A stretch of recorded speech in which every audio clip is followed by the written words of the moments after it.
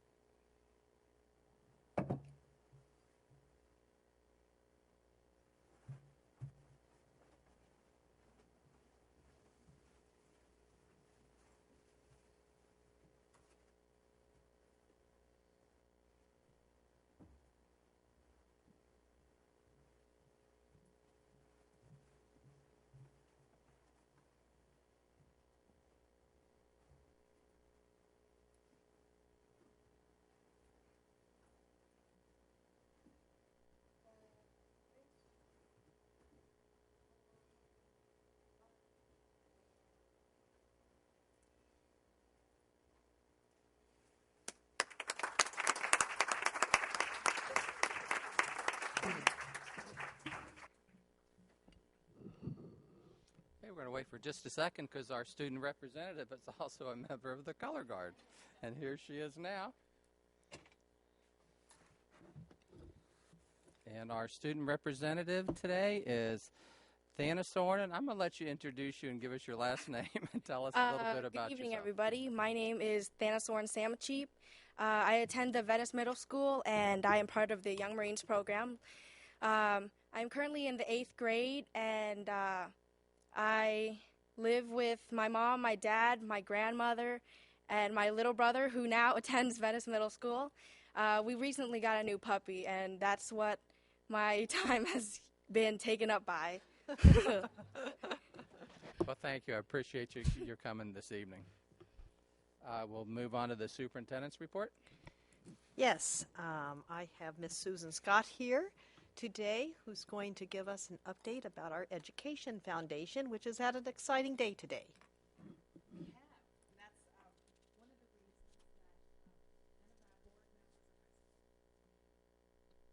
Okay, there you go. One of the reasons that my board members and my staff are not here tonight, they are either at the Community Foundation or they're out raising money for the Giving Challenge. And I'll tell you a little bit more about that in just a minute. But I wanted to thank you very much for this opportunity to tell you about what a great year the Education Foundation has had for the benefit of our teachers and our students in Sarasota County Public Schools. So let me see how I get this up here. All right.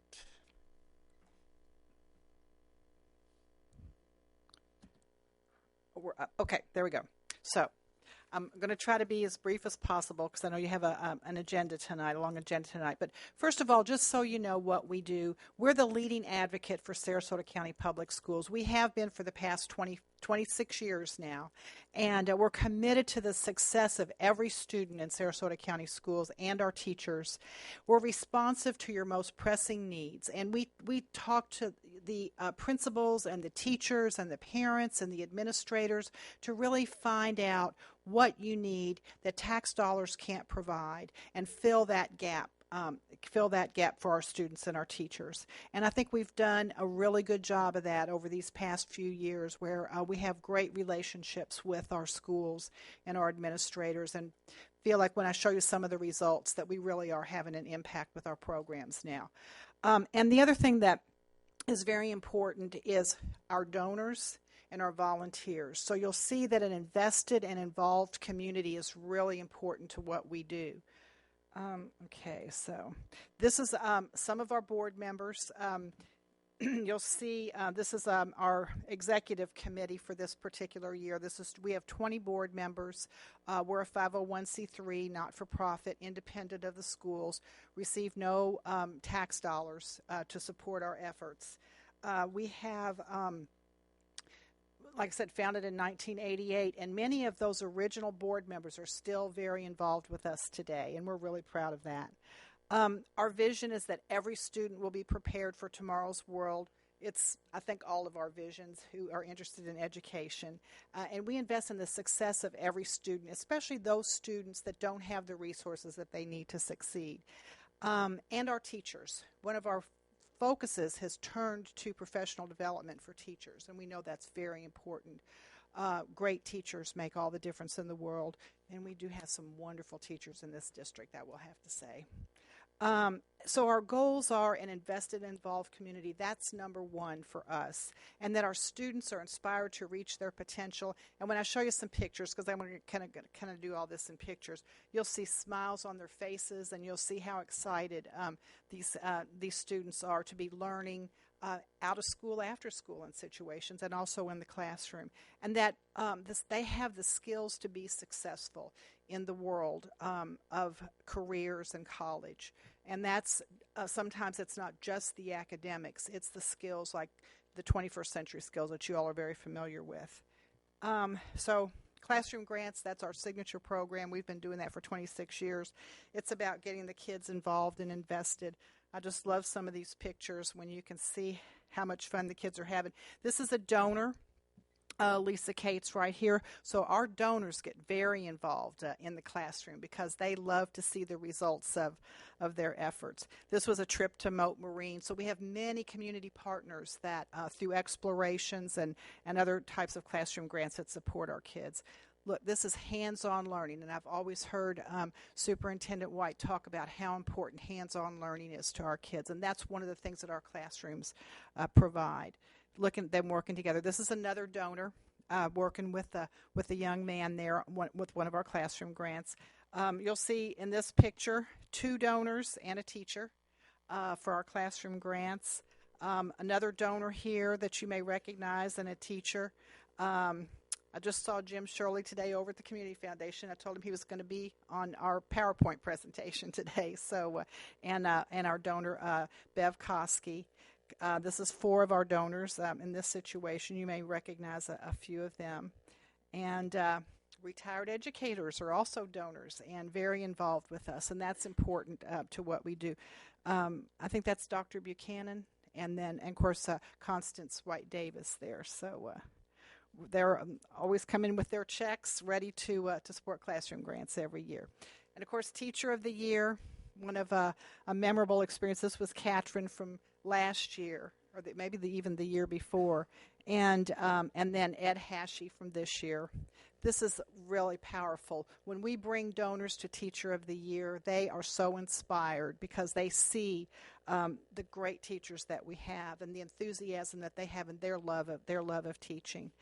Academic Olympics, one of our smaller programs, but yet we run the gamut from those low opportunity kids that need resources to the kids that are the best and the brightest, and we want to encourage them all. This program is absolutely volunteer driven. The American Association of University Women from Venice and also Sarasota, this is a couple of the ladies, they run it. We have a donor who funds it, a couple donors that fund it because we have a coordinator that gets all the questions, but having these volunteers involved, and they love every minute of it. So that thing there, that's the trophy.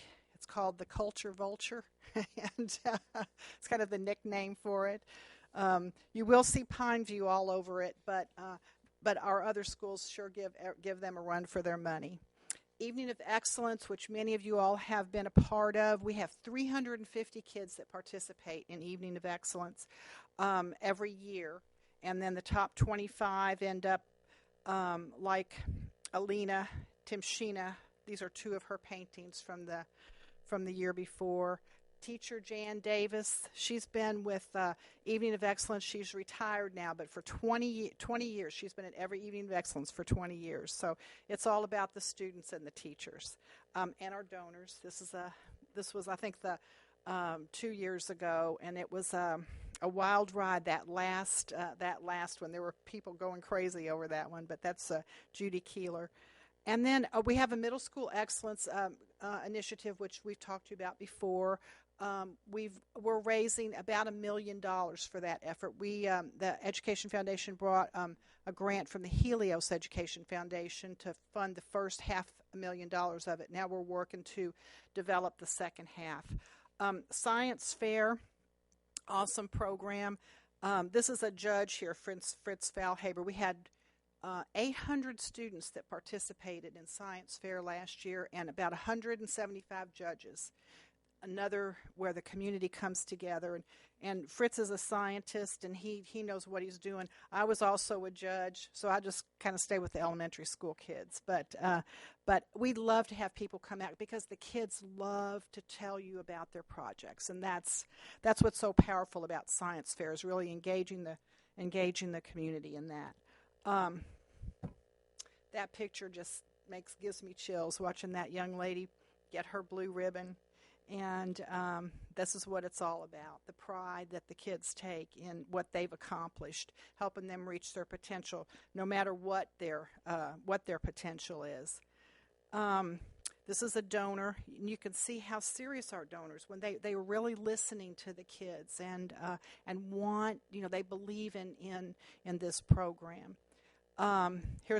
This is Fritz and Ping Valhaber, who many of you probably know, with two of their awardees, and they're very faithful to the program with their Science Center.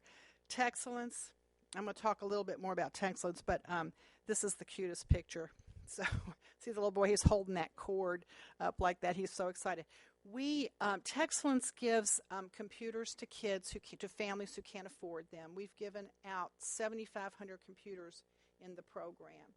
And we also train parents. It's a requirement that if they're going to get a take-home computer, that the parents need the training, the internet safety training and everything, so that they can relate to it. We even do training for parents now where they go away with a certificate of completion of a Microsoft Office course, so that they can also use that in their life. So it's a two-generation approach. When we learned about 3 years ago, I think it was, that computers were going home with the kids, a lot of them didn't have internet at home. They didn't have any way to even access them. I talked to a mother one time, and she said, yeah, we would take our computer and we go sit in the library parking lot because they could get Wi-Fi from the library parking lot. Library was closed, and they'd sit in the car and use that. So we said, hey, there are places where kids go after school every day or on the weekends where they need access to computers. So we linked up with a lot of our youth-serving organizations. This is Laurel Civic Association. You might recognize Sandra Terry there. And she had maybe 4 or 5 kind of clunky old computers in her facility, and 65 kids that came every day after school. We said, hey, we have computers.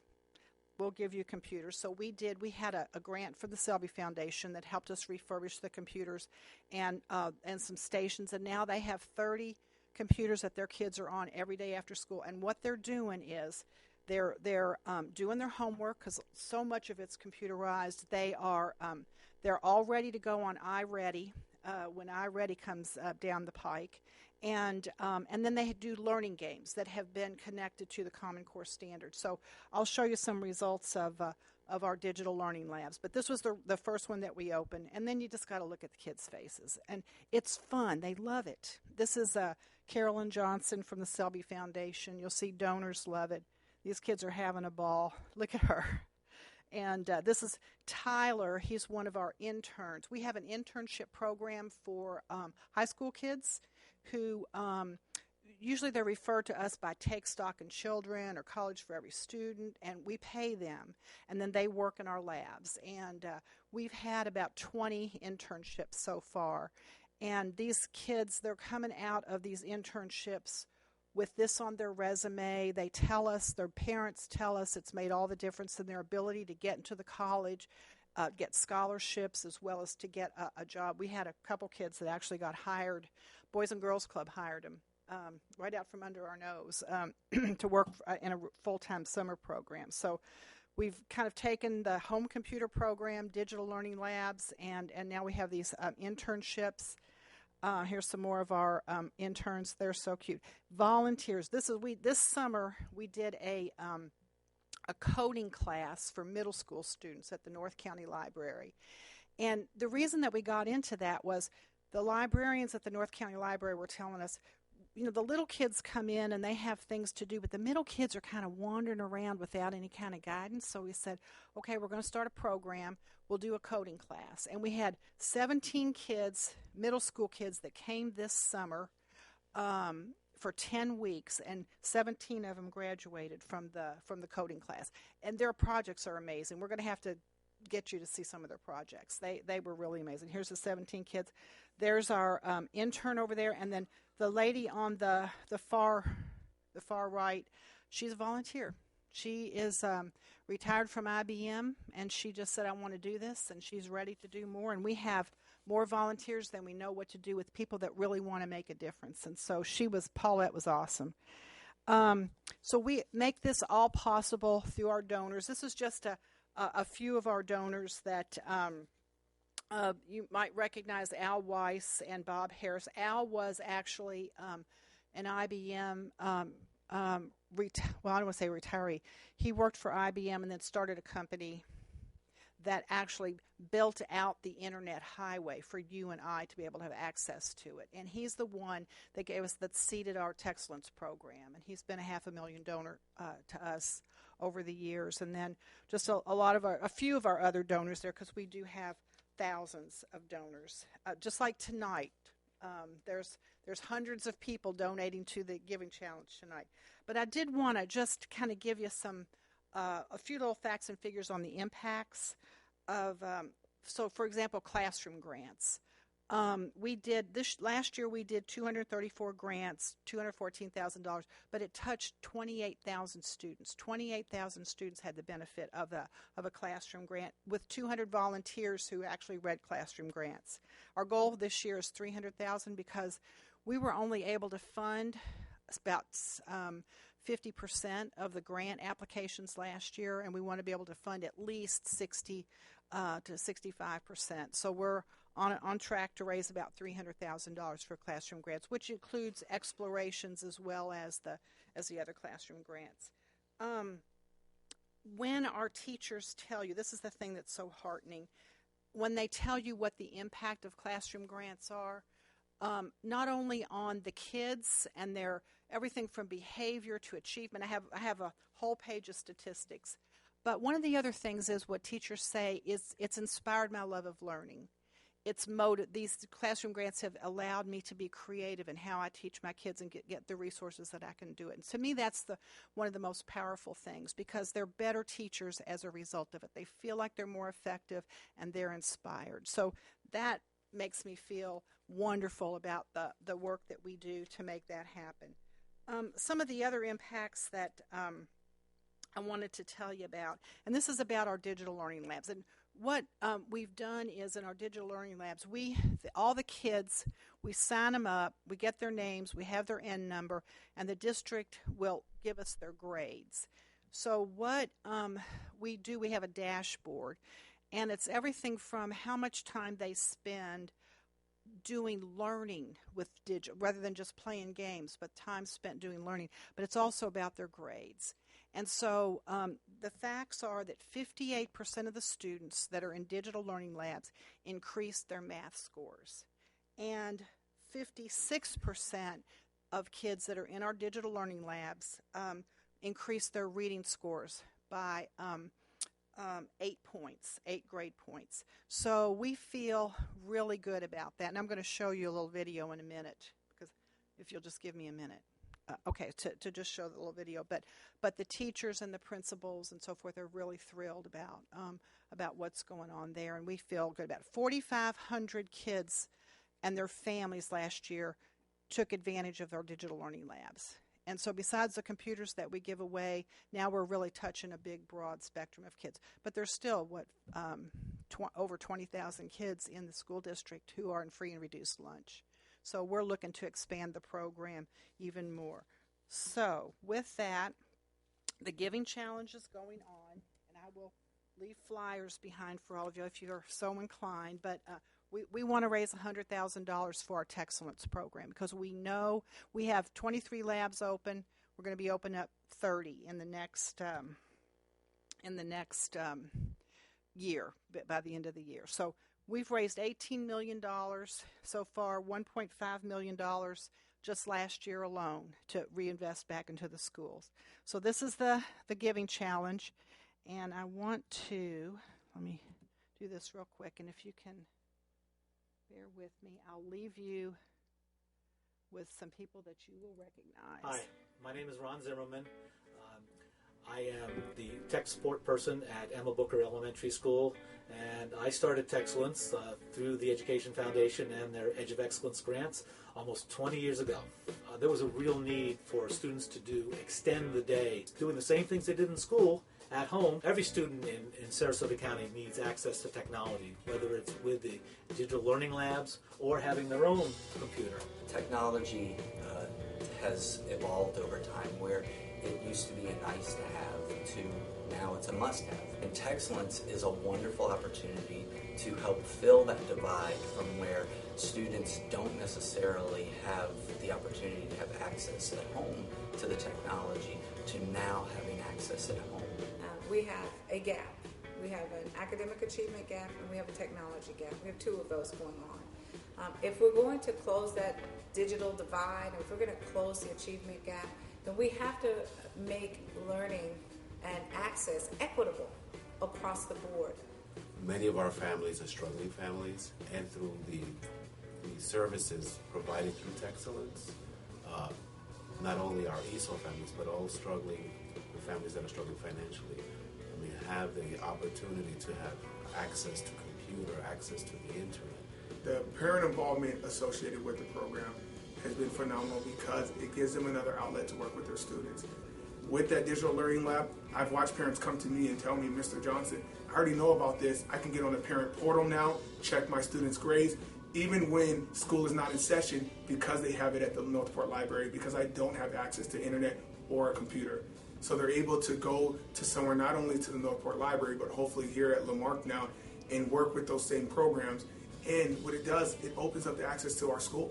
We've taken excuses away from parents because they get the computers and then they have to be responsible to go to these digital labs to get more training, to learn more. Sometimes I feel like I need to go to these digital labs too with them to learn more. By providing these computers and laptops for these children and providing digital learning labs, we're enhancing the learning process. That is called pupil and parental support at the highest level. This has been a tremendous help for us because children who don't have computers at home or don't have internet at home have an opportunity to really get involved and learn and experience technology in its fullest. Taking a look at iReady right now, our school, 4 out of the 6 grade levels beat the district average. So right there tells you that that additional help that they have in the Northport Library with being online, because that is an online program used with those laptops, we have seen those gains. And it will only increase when the digital learning lab gets here at Lamarck. I want to encourage any and everyone who can to give and support this program. We have seen tremendous results.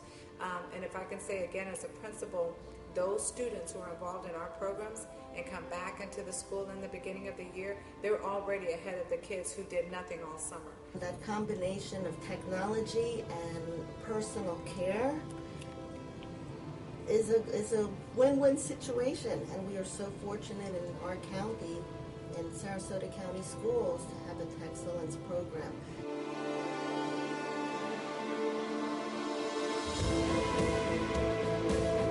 And I hope you'll feel it in your heart. I will leave some of these flyers here for you to participate in the Giving Challenge. We're going to raise $100,000. We have with the Patterson match, and we're really excited about taking this program to another level. So thank you so much. Ms. Goodwin? Susan, I just want to thank you for your leadership at the Education Foundation. You do a terrific job. You have great engaged donors, board members, and our schools, our students, staff are so lucky to have you. Oh, well, thank you. And I want to thank you because the things that you are doing are great. And for anyone who is at home, please go online and donate to the Giving Challenge because there are many, many things that we can equate to student success, and the opportunities that the Education Foundation provides our students are so important to living and to achieving in today's world. But thank you for your leadership, because you really are doing a great job. I appreciate that. Ms. Zucker? I'd also like to thank you, Susan, and thank you for your enthusiasm. I mean, what a great presentation, and all through it you were upbeat, and you made us feel the excitement that you feel in what you do every day in raising funds for our school system.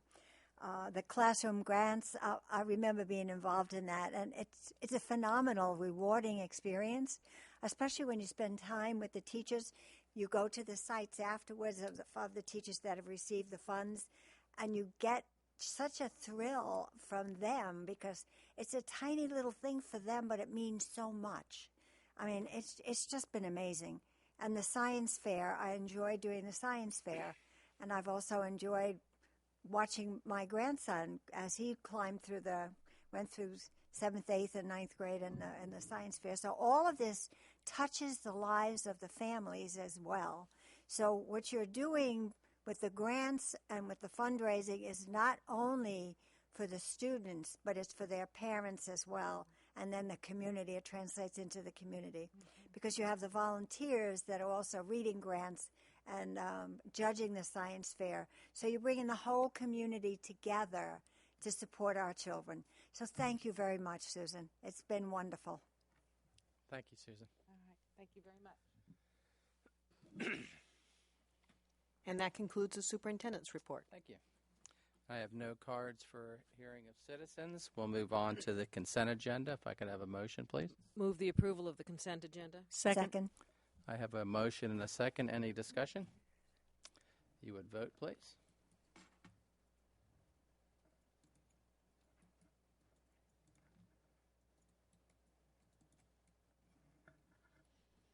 And the motion passed 5-0. As part of the consent agenda, item 10 is a proclamation marking September as Attendance Awareness Month, and I'd like to read that proclamation. Whereas good attendance is essential to student achievement and graduation, and the community is committed to dedicating our resources and attention to reducing chronic absenteeism rates, with a focus starting as early as pre-kindergarten and kindergarten.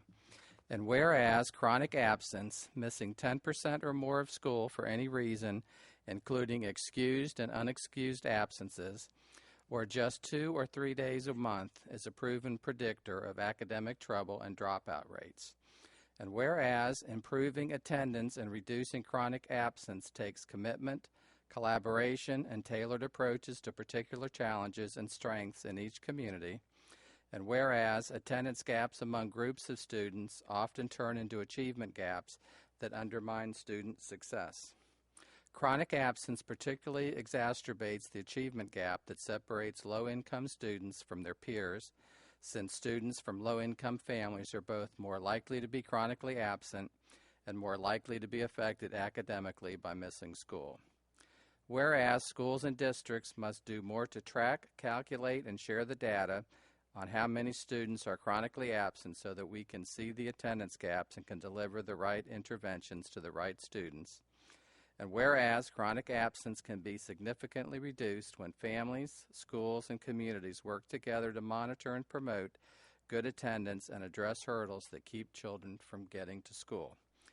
Now, therefore, be it resolved that the School Board of Sarasota County proclaims that our schools will stand with the nation in recognizing September as Attendance Awareness Month. We hereby commit to focusing on reducing chronic absenteeism to give all children an equitable opportunity to learn, grow, and thrive academically, emotionally, and socially. Mrs. White. Beth Duda is here, who is leading this initiative in the community, supported by the Patterson Foundation and the Community Foundation. And I don't know, Beth, if you'd like to say a few words to the board.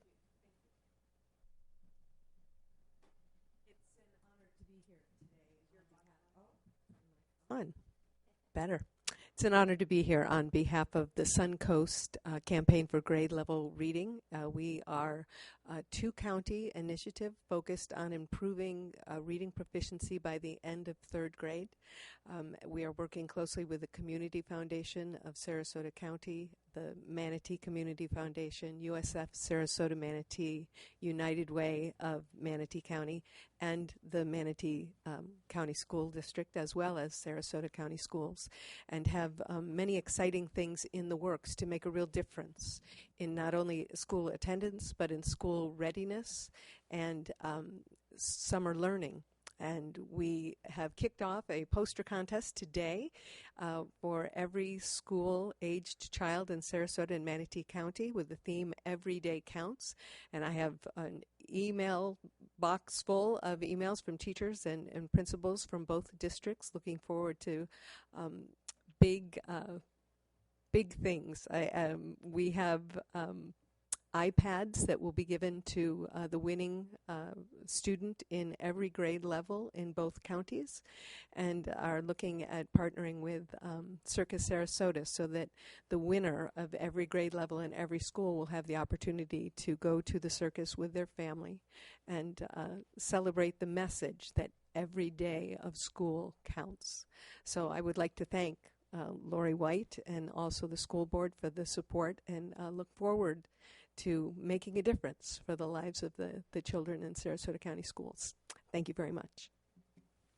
Thank you. We have a couple items pulled for comment. Mrs. Brown? Yes, I'm often asked, why do your meetings go so quickly? You know, everything's on a consent agenda. And I'm like, well, because we all agree to these things. Item 10 was what you just heard about, the campaign for grade level reading and the Attendance Awareness Month. I'm not going to go into that. I thought you did a good job of explaining that, and all the partnerships we have with our community. 11 is also another community partnership we have with USF, University of South Florida Girls on the Run, where they're working with us with the 3rd to 8th grade girls to get them more involved athletically and a physical-based activity for positive youth development. And another one of the items was the agreement between the school board and the Sarasota County Parks District to open up Heron Creek Middle School field for youth football. These are the things the community has been asking for. Our school board wholly supports all those things, so they get put on a consent agenda. But sometimes we don't get to, I guess the word would be brag about how well we're doing and how well our community is working with us. And I just wanted to take a minute to do that and say we have things like this on our agenda every time we meet. Okay, I'd like to, at this time, call on Art Hardy, our legal counsel, about an upcoming meeting.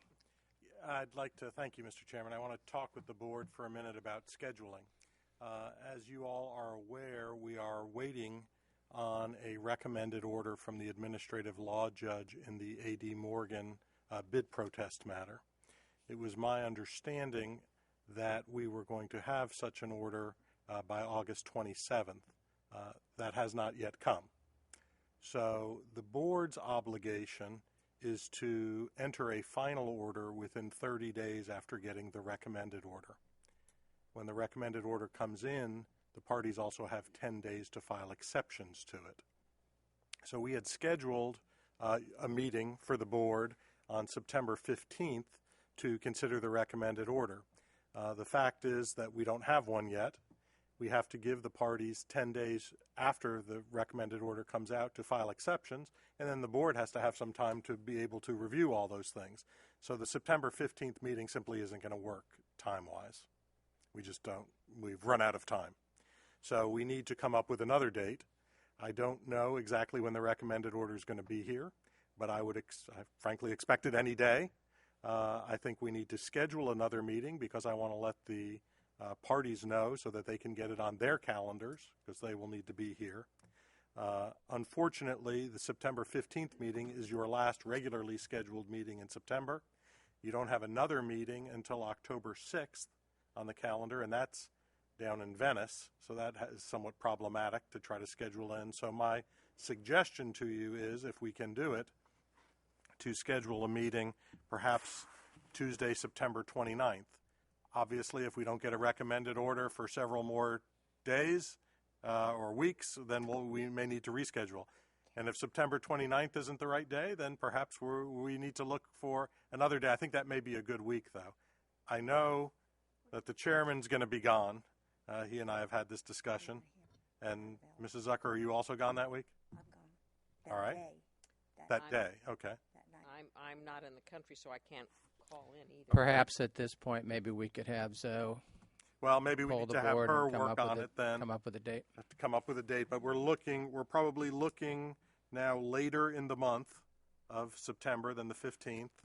I don't know if we're going to have to go into October or not, but it needs to be within 30 days of when we get the... It needs to be within 30 days of when we get the order. I don't know when that is yet, but I'd like to get something on the calendar if we can. If it turns out we have to move it again, we will, but I'd like to get things locked in for your purpose and for, frankly, the lawyers and the parties' purposes, so they know. But I know that what we've got scheduled isn't going to work. Ms. Brown? Even if you were to get it in the next couple of days, we can't do it on the 15th? We cannot, because the parties have 10 days to file exceptions. If, for example, it came in tomorrow, 10 days would be the 12th, which is a Saturday, which means their exceptions would have to be filed by the Monday, the 14th, and that doesn't give the board time to review them and have a hearing on them. And that's if it comes in tomorrow. If it comes in a week, obviously there isn't time at all.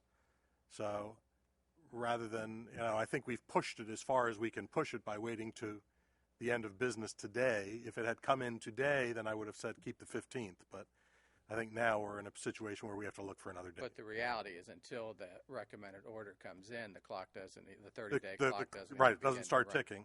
I'm just trying to be proactive by getting it on everybody's calendars. So, all right, well, I'll work through Ms. Marshall then. Thank you. Okay. Thank you. All right, announcements and communications. Our next meeting will be, we'll have a monthly work session on September the 15th from 10 to 1. We'll have a regular board meeting at 3 p.m. We'll have a public hearing to adopt the final 2015 millage and 2015-16 budget on September 15th at 5:15. And we'll have a public hearing on growth management and funding at 6 p.m. We're on the 15th, and we're adjourned.